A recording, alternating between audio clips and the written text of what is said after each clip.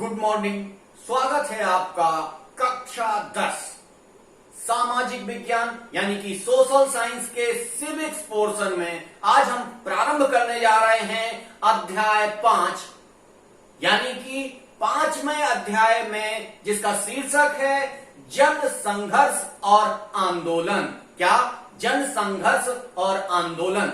इसके पहले मैंने 4 अध्याय आपको कंप्लीट करा दिए हैं। उन 4 अध्यायों को यदि आपने नहीं देखा है तो उनको देख लीजिए। और एक महत्वपूर्ण सूचना, यदि आपने इस चैनल को सब्सक्राइब नहीं किया है तो इसको पहले सब्सक्राइब कर लीजिए, क्योंकि आपके सब्सक्राइब करने के पश्चात ही हमें लगेगा कि हम जो पढ़ा रहे हैं, हम जो बता रहे हैं वो आपको समझ में आ रहा है और वो अच्छा है। तभी हमें प्रोत्साहन प्राप्त होगा। तो आपसे ये निवेदन है कि आप वीडियो देखने के साथ साथ इसे सब्सक्राइब अवश्य करें, और यदि आपको वीडियो अच्छा लग रहा है तो इसे लाइक और शेयर भी करें। चलिए प्रारंभ करते हैं। जन संघर्ष और आंदोलन। क्या होता है ये जन संघर्ष और आंदोलन, और ये कहां पर पाए जाते हैं? किन किन शासन व्यवस्थाओं में इनको पाया जाता है? महत्वपूर्ण रूप से लोकतंत्र में ही जन संघर्ष और आंदोलन को वो जगह प्राप्त होती है जिसमें वो फल फूल सके। यानी कि लोकतंत्र में प्रत्येक व्यक्ति को अभिव्यक्ति की आजादी होती है और सरकार के द्वारा किए गए निर्णयों की आलोचना करने का, और यदि वो निर्णय ज्यादा गलत हैं तो उन निर्णयों का विरोध करने का, आंदोलन छेड़ने का, वो निर्णय परिवर्तित करवाने का पूरा अधिकार प्राप्त होता है। इसलिए ये ना तो तानाशाही में प्राप्त होता है ना राजतंत्र में प्राप्त होता है। क्या? जन संघर्ष और आंदोलन ना तो आप राजा के खिलाफ कर सकते हैं, राजद्रोह हो जाएगा वहां पर, ना अधिनायक तंत्र में कर सकते हैं आप। और जितनी भी शासन प्रणालियां हैं उन शासन प्रणालियों में ये सारी सुविधाएं आपको प्राप्त नहीं होती हैं। जैसे चाइना में किसी भी प्रकार के जन संघर्ष को स्वीकार नहीं किया जा सकता है। जैसे आपको याद होगा कि वहां के टानमेन चौक पर क्या हुआ था? आंदोलन कर रहे थे बच्चे, उन पर गोलियां चला दी गई थी, जो आज तक फेमस है।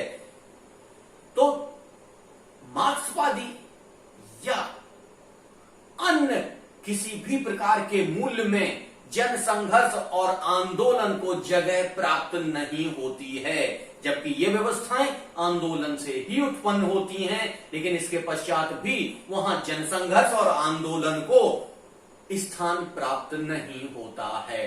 तो पहला क्वेश्चन आपको यहीं से मिलता है कि जनसंघर्ष और आंदोलन को सबसे महत्वपूर्ण जगह लोकतंत्र में ही प्राप्त होती है। हम यहां लोकतंत्र ही पढ़ रहे हैं कि लोकतंत्र में किन किन स्थितियों में कैसे जनसंघर्ष और आंदोलन की भूमिका होती है। यहां आप देख लीजिए कि 2 तरीके से जनसंघर्ष होता है। एक तो लोकतंत्र को लाने के लिए, दूसरा लोकतंत्र में यदि कोई गलत कार्य हो गया है तो उसको बदलवाने के लिए। यहां आपकी पाठ्यपुस्तक में 2 तरीके के उदाहरण आपको देखने को मिलेंगे। पहला तो नेपाल और दूसरा बोलीविया। पहले चलिए नेपाल को देख लेते हैं कि नेपाल क्या है और किन स्थितियों में वहां पर जन आंदोलन और जन संघर्ष को महत्व प्राप्त हुआ। अब चूंकि नेपाल तीसरी लहर के लोकतांत्रिक देशों में आता है, अब आप समझ लीजिए कि ये तीसरी लहर क्या है। पॉइंट बाय पॉइंट समझते जाएंगे तो आपको कोई दिक्कत नहीं होगी, नहीं तो बाद में आपको समझ में आएगा कि ये तीसरी लहर क्या थी। तीसरी लहर बेसिकली, तीसरी लहर वो लहर है, पहले लहर वो जहां पर लोकतंत्र का जन्म हुआ, लोकतंत्र का विकास हुआ। जैसे यूके, जैसे अमेरिका, यहां लोकतंत्र स्थापित हुआ और इनका विकास। तो पहली लहर में वो देश आते हैं जहां पर लोकतंत्र प्रारंभ से आ गया, यानी कि जिन्होंने लोकतंत्र की संकल्पना आने के पश्चात उसको स्वीकार कर लिया, या उसके पश्चात कुछ देशों ने स्वीकार कर लिया, तो उनको प्रथम लहर के देश कहा जाता है। और द्वितीय लहर के देश कौन से थे? जब सामंतवादी या सत्तावादी या कह लीजिए गुलामी से नए नए आजाद हुए देशों ने लोकतंत्र को अपनाया, यानी कि 1950 से 60 के दशक में जब नवीन स्वतंत्र देशों ने लोकतंत्र को अपनाया, तो उसे क्या कहा गया? द्वितीय लहर के लोकतांत्रिक देश। लेकिन इसके पश्चात भी कुछ देश ऐसे थे जिन्होंने लोकतंत्र को नहीं अपनाया, या कहिए बाद में अपनाया। तो यही नेपाल के साथ हुआ। नेपाल ने तीसरी लहर यानी कि 1990 में आकर लोकतंत्र को अपनाया। लोकतंत्र को अपनाने के पश्चात वो सारी प्रक्रियाएं धीमे धीमे राजतंत्र से लोकतंत्र की तरफ आ रही थी। लोकतंत्र सशक्त हो रहा था, लेकिन उसी समय एक ऐसी घटना घटी कि नेपाल में पूरे शाही परिवार का कत्ल कर दिया गया। और ये शाही परिवार के कत्ल के पश्चात राजा वीरेंद्र सिंह ने लोकतंत्र देने को तैयार नहीं हुए। क्या हुआ? वहां जब शाही राजाओं का पूरा परिवार समाप्त कर दिया गया, तो राजा जो वीरेंद्र सिंह अब राजा बनाए गए, और वो किसी भी प्रकार से लोकतंत्र के समर्थक नहीं थे, लोकतंत्र को स्वीकार करने वाले नहीं थे। और उन्होंने क्या किया? 2005 में प्रधानमंत्री को अपदस्थ कर दिया, प्रधानमंत्री को हटा दिया 2005 में, और सारी शक्तियां राजा के पास केंद्रित करने का प्रयास किया और पुनः राजतंत्र लाने का प्रयास किया। लेकिन 2006 में एक जन आंदोलन उत्पन्न हो गया, और वो जन आंदोलन 2006 में जब प्रारंभ हुआ, तो लगभग सारी पार्टियां उसमें मिल गईं, यानी कि 7 पार्टी अलायंस। वहां की जो बड़ी 7 पार्टियां थीं, वो 7 पार्टियां मिल गई, और मार्क्सवादी लोगों ने भी इनका सहयोग किया। जब ये 7 पार्टी अलायंस बन गया, तो इस 7 पार्टी अलायंस ने 4 दिन के लिए, कितना? 4 दिन के लिए काठमांडू को बंद करने का आह्वान किया, और लाखों लोग इस प्रदर्शन में सम्मिलित हुए, और 4 दिन के लिए काठमांडू बंद कर दिया गया पूरी तरीके से। इस बंद की सफलता को देखते हुए इस बंद को अनिश्चित काल के लिए बढ़ा दिया गया। क्या किया गया? अनिश्चित काल के लिए इस बंद को बढ़ा दिया गया, और 21 अप्रैल को इसमें 3 से 5 लाख प्रदर्शनकारी सम्मिलित हुए। जब 3 से 5 लाख प्रदर्शनकारी सम्मिलित हुए, तो निश्चित तौर से राजा इस स्थिति में भयभीत हो गए, और भयभीत होने के बाद उन्होंने 24 अप्रैल को श्री गिरिजा प्रसाद कोइराला को अंतरिम सरकार का प्रधानमंत्री चुन लिया। क्या किया? अंतरिम सरकार का प्रधानमंत्री चुन लिया, और इसके पश्चात लगातार ऐसे परिवर्तन होते रहे, जिससे लोकतंत्र मजबूत हो और राजशाही कमजोर हो। इन परिस्थितियों के पश्चात पुनः नेपाल में लोकतंत्र की स्थापना हुई। तो आप देखिए कि जो आंदोलन है वो 2 प्रकार से चल रहे हैं। जैसे भारतीय राष्ट्रीय स्वतंत्रता संघर्ष का जो आंदोलन था, वो भी लोकतंत्र की स्थापना और भारत के लोगों को स्वतंत्रता दिलाने के लिए हुआ था। यहां पर भी क्या हो रहा है? यहां पर भी लोकतंत्र की स्थापना के लिए एक आंदोलन चलाया जा रहा है। इसमें मुख्य रूप से 7 पार्टी अलायंस इसमें मुख्य भूमिका में रहा।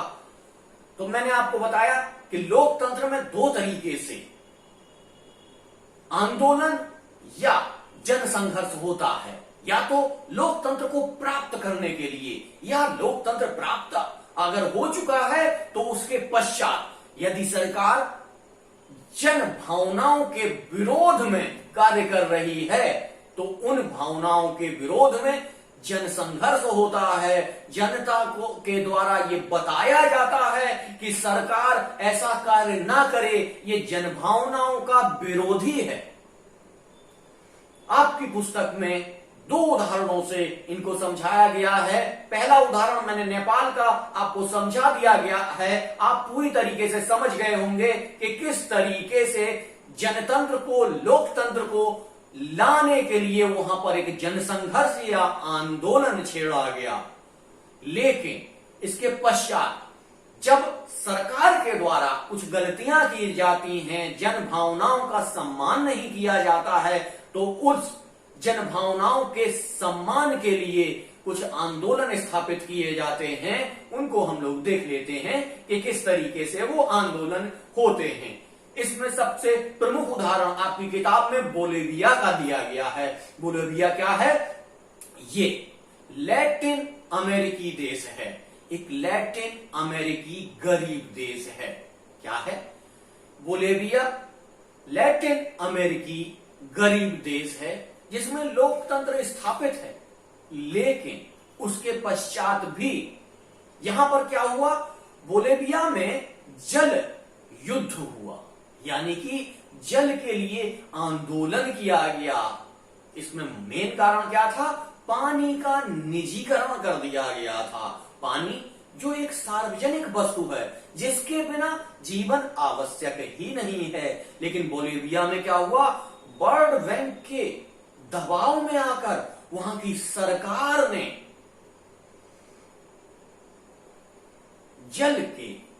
जल को नगरपालिका से हटाकर मल्टीनेशनल कंपनियों के हाथों में दे दिया और इसका निजीकरण कर दिया। इसी के विरोध के फलस्वरूप एक जन आंदोलन खड़ा हुआ, एक जन संघर्ष खड़ा हुआ। देख लेते हैं कैसे हुआ।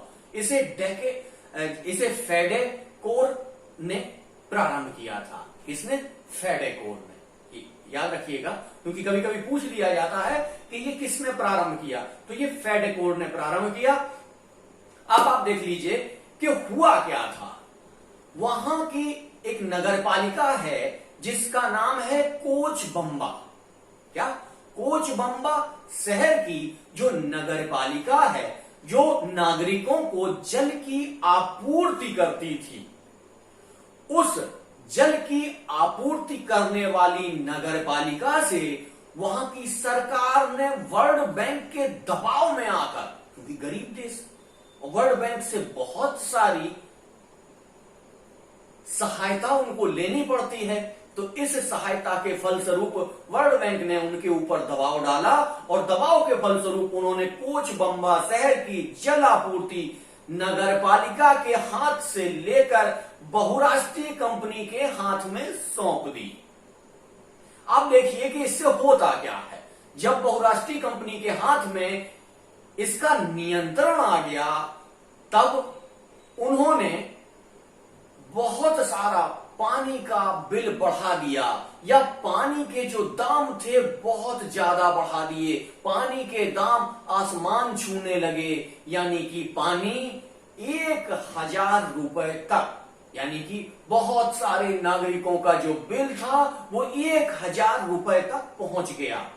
आज की डेट में अगर हम कहें तो हमें लगेगा कि 1000 रुपए कोई ज्यादा नहीं है, लेकिन जहां की औसत आमदनी, जहां के औसत परिवार की आमदनी केवल 5000 रुपए हो, और उस 5000 रुपए में अगर व्यक्ति को 1000 रुपए पर मंथ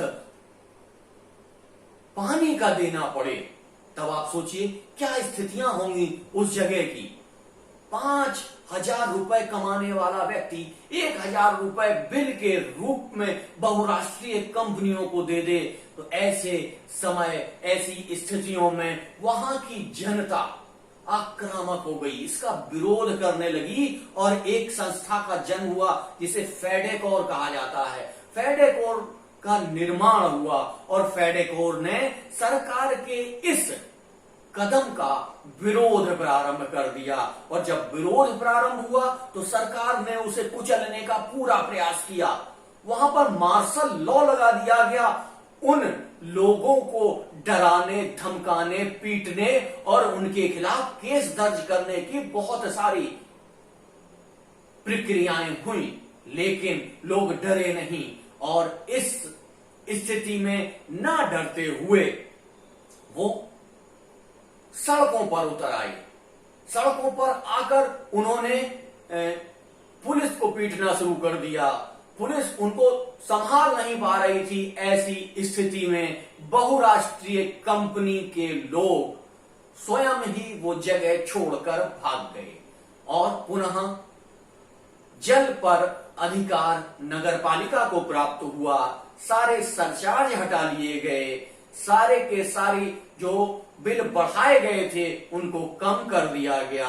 तो आप देखिए कि जन संघर्ष के माध्यम को से जनता के शोषण के लिए बनाए गए नियमों को वापस लेना पड़ा सरकार को। तो यही वो स्थितियां हैं कि लोकतंत्र में जन संघर्ष के माध्यम से जनता को लाभ देने के लिए कई आंदोलन चलाए जाते हैं, जिसे जन संघर्ष भी कहा जाता है और आंदोलन भी कहा जाता है। जन संघर्ष छोटे स्तर पर होते हैं और आंदोलन बड़े रूप में होते हैं, व्यापक रूप में होते हैं। तो इसे जन संघर्ष और आंदोलन दोनों रूपों में स्वीकार किया जाता है। अब आपने देखा कि हमने नेपाल का भी पढ़ लिया, बोलिविया का भी पढ़ लिया, लेकिन भारत के बारे में हमने कुछ नहीं देखा। तो भारत का भी एक उदाहरण इसमें समझ लेते हैं कि 1984 में कर्नाटक सरकार ने पल्पवुड लिमिटेड कंपनी को 30,000 हेक्टेयर जमीन 40 सालों के लिए पट्टे पर दे दी। और इनको क्या करना था? ये 30,000 हेक्टेयर जमीन जो 40 सालों के लिए सरकार को दे दी, पल्पवुड लिमिटेड कंपनी को दे दी गई थी, ये कंपनी उस पर अपने हिसाब के पौधे लगाना चाहती थी। और वो जो जमीन थी, वो जमीन किसान अपने जानवरों को चरागाह के रूप में इस्तेमाल करते थे। जब चरागाह के रूप में इस्तेमाल होने वाली जमीन एक प्राइवेट लिमिटेड कंपनी को दे दी गई, तब वहां के किसानों ने एक आंदोलन चलाया।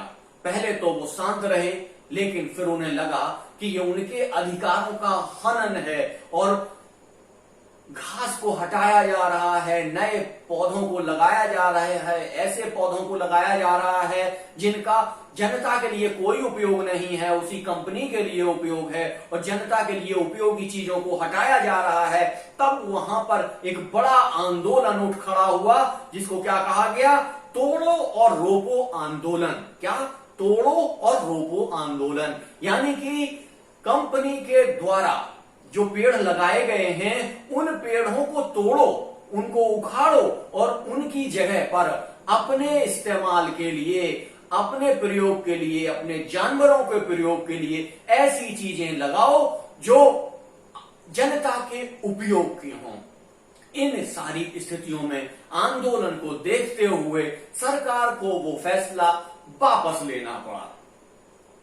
अब आप देख लीजिए यहां पे कि ये जो आंदोलन चल रहे हैं, ये जो स्थितियां हो रही हैं, उन स्थितियों में कहीं ना कहीं आपको ये समझ में आ रहा होगा कि ये एक दबाव समूह के रूप में कार्य कर रहे हैं। यानी कि सरकार के ऊपर दबाव डालकर उनका क्या कर रहे हैं? निर्णय को परिवर्तित करवा रहे हैं। यही तो कार्य दबाव समूह का होता। दबाव समूह क्या होते हैं? प्रेशर ग्रुप क्या होते हैं? यही तो वो दबाव समूह है। दबाव समूह का होता है कि अपने संस्था के, अपने एक जैसे कार्य करने वाले हितों के साथ सरकार पर ये प्रभाव डाला जाता है, सरकार पर एक दबाव बनाया जाता है कि वो ऐसे निर्णय लें जिनसे दबाव समूह को लाभ हो सके। ठीक है, यहां आप एक नई चीज समझ रहे हैं। लोकतंत्र में राजनीतिक दलों को बहुत महत्वपूर्ण माना जाता है, लेकिन राजनीतिक दलों से भी ज्यादा महत्वपूर्ण क्या होते हैं? दबाव समूह होते हैं। और दबाव समूह क्या होते हैं? एक जैसे कार्य करने वाले या एक जैसी स्थितियों में काम करने वाले लोगों का समूह जो अपने हित में दबाव डालकर सरकार से निर्णय कराने में सक्षम होता है, उसे दबाव समूह कहते हैं। जैसे डॉक्टरों का ग्रुप, सारे डॉक्टर मिलकर एक ग्रुप बनाते हैं, यदि उनके हिसाब से सरकार कार्य नहीं करती है तो वो हड़ताल कर देते हैं। जैसे इंजीनियर्स का एक ग्रुप, यदि सरकार उनके हिसाब से कार्य नहीं करती है तो वो हड़ताल पर चले जाते हैं। सरकारी कर्मचारियों का एक ग्रुप, ये क्या है? ये सब दबाव समूह हैं। ये क्या है? ये प्रेशर ग्रुप हैं। यही दबाव समूह, यही प्रेशर ग्रुप लोकतंत्र की खूबसूरती है, लोकतंत्र की सुंदरता है। इस सुंदरता के साथ ही देखा जाता है कि सारे के सारे जितने भी शासन के स्वरूप हैं, उनमें सबसे अच्छा स्वरूप लोकतंत्र को ही माना जाता है, इसीलिए कि इसमें सभी लोगों को अपने हित में कार्य कराने के लिए प्रेशर ग्रुप मिले हुए होते हैं, उनको राजनीतिक दल मिले हुए होते हैं, उनको अपनी बात की अभिव्यक्ति करने की आजादी होती है। अन्य शासनों में ऐसा नहीं होता है। अब इन दबाव समूहों के द्वारा जो आंदोलन चलाए जाते हैं या भारत में जो जो आंदोलन हुए हैं, उनको मोटा मोटा हम आपको केवल नाम बताएंगे, यहां ज्यादा विस्तार में नहीं जाएंगे। जैसे नंबर 1, नर्मदा बचाओ आंदोलन। नर्मदा को बचाने के लिए बहुत सारे लोग एकत्रित हुए, उसमें कुछ नेता हुए। उन नेताओं ने नर्मदा पर जो बांध बन रहा था, उस बांध के द्वारा नर्मदा की नदी एकदम नाले के आकार में आ जाती, बहुत छोटी हो जाती, उसका बहाव कम हो जाता, लोगों को सिंचाई के लिए पानी नहीं मिलता, तो उस बांध को रोकने के लिए एक आंदोलन चलाया, जिसे कहते हैं नर्मदा बचाओ आंदोलन। दूसरा है सूचना अधिकार आंदोलन। आप जानते हैं कि सूचना अधिकार जो आपको मिला वो ऐसे नहीं मिला, उसके लिए बहुत सारा बलिदान दिया गया, बहुत सारा आंदोलन चलाया गया। अगला है शराब विरोधी आंदोलन। शराब विरोधी आंदोलन कई राज्यों में फैला हुआ है। तमिलनाडु में या दक्षिण के राज्यों में ताड़ी विरोधी आंदोलन भी इसमें सम्मिलित हो जाता है। महिला आंदोलन, पर्यावरण के लिए आंदोलन, यानी कि आपने सुना होगा, उत्तराखंड वाले स्टूडेंट इसको ज्यादा अच्छे से जानते हैं। जैसे वहां पर चलता है चिपको आंदोलन, सुंदरलाल बहुगुणा और गौरा देवी के द्वारा चलाया हुआ यह आंदोलन, ये भी इसी श्रेणी में आएगा। अब आपको हम एक ऐसी चीज बताने वाले हैं जो कहीं ना कहीं इससे पूरी तरीके से संबंधित है और इसी से जुड़ी हुई लगती है। क्या है वो, देख लेते हैं। अब आता है हित समूह। क्या आता है? हित समूह या सामान्य जन के आंदोलन। आंदोलन दो प्रकार के हो सकते हैं, ठीक है। अभी हमने आपको दबाव समूह के आंदोलन बताए। दबाव समूह के आंदोलन और हित समूह के आंदोलन में थोड़ा सा अंतर होता है। कुछ आंदोलन ऐसे होते हैं जिनमें प्रभावित व्यक्ति अपने हितों के लाभ के लिए एक आंदोलन चलाता है, लेकिन कुछ आंदोलन ऐसे होते हैं जिनमें आंदोलनकर्ताओं का अपना हित नहीं होता है, वो सामान्य जनता के हित के लिए ही आंदोलन चलाते हैं और वो आंदोलन सामान्य जन के आंदोलन के रूप में देखा जाता है। कौन से? एक तो हित समूह के आंदोलन, यानी कि अपने हितों के लिए, डॉक्टर अपने लिए लड़ रहा है, इंजीनियर अपने लिए लड़ रहा है, सरकारी कर्मचारी अपने लिए लड़ रहा है, अपने लाभ के लिए लड़ रहा है। लेकिन ऐसे बहुत सारे लोग इस समाज में हैं जो अपने लिए नहीं लड़ पाते हैं या अपने हितों के बारे में नहीं जान पाते हैं। उनके लिए भी जागरूक लोग और स्वयंसेवी संस्थाएं कुछ आंदोलन चलाते हैं, उन्हें कहा जाता है सामान्य जन के लिए आंदोलन। इससे आपको चीजें समझ में आ गई होंगी। जैसे आप देख लीजिए कि जो अपने लिए आंदोलन होते हैं वो वकीलों के हो सकते हैं, डॉक्टर्स के हो सकते हैं, इंजीनियर्स के हो सकते हैं, लेकिन दूसरों के लिए जो आंदोलन होते हैं, जैसे बामसेफ आंदोलन, जैसे गायों के लिए आंदोलन, जैसे गरीब और मजदूरों के लिए आंदोलन, जैसे बच्चों के लिए आंदोलन, इन्हीं आंदोलनों के माध्यम से आपको क्या मिला? आपको क्या मिला? आपको पढ़ने का अधिकार मिला।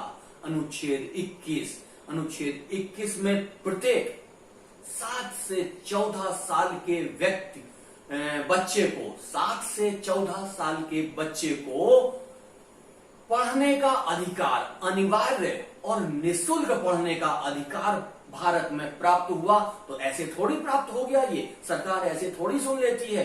कोई माँ भी तब तक नहीं सुनती जब तक बच्चा उसका रोने नहीं लगता है। बच्चे को भूख लगती है, बच्चा रोता है, तभी माँ को ये समझ में आता है कि बच्चे को भूख लगी है। तो इन सब चीजों के लिए आंदोलन चलाए गए, जनता के द्वारा आंदोलन चलाए गए, और इन्हीं आंदोलनों के फलस्वरूप ये बहुत सारी चीजें आपको प्राप्त हुई। जैसे सूचना अधिकार का आंदोलन आपने देखा होगा और सूचना अधिकार आपको मिला, वैसे ही आपको शिक्षा का मौलिक अधिकार प्राप्त हुआ। ये सारी चीजें जनता के लिए की गई हैं, उस व्यक्ति ने अपने लिए नहीं की हैं, इसलिए इनको कहेंगे सामान्य जन के लिए आंदोलन। स्पष्ट आप देखते रहिए कि हित समूह के द्वारा कैसे आंदोलन चलते हैं और सामान्य जन के द्वारा कैसे आंदोलन चलते हैं। आज जो हम पढ़ रहे थे जन संघर्ष और आंदोलन, जन संघर्ष और आंदोलन में इससे ज्यादा आपको पढ़ने की आवश्यकता नहीं है। हाँ, एक सूचना और आपके लिए कि इसके सारे क्वेश्चन आंसर, बहुविकल्पी क्वेश्चन के आंसर और बहुविकल्पी सीरीज पूरी की पूरी मैं कराऊंगा आपको, इसलिए इसमें आपको ज्यादा परेशान होने की आवश्यकता नहीं है। और जो आपके आपके दीर्घ उत्तरी, लघु उत्तरी क्वेश्चन के आंसर हैं वो पीडीएफ के रूप में आपको उपलब्ध करा दिए जाएंगे इस अध्याय में। इससे ज्यादा आपको पढ़ने की आवश्यकता नहीं है। पुनः एक बार, यदि आपने ये चैनल सब्सक्राइब नहीं किया है तो इसको सब्सक्राइब कर लीजिए। वीडियो आपको अगर अच्छा लगा हो तो इसे लाइक, शेयर और कमेंट जरूर कर दीजिए।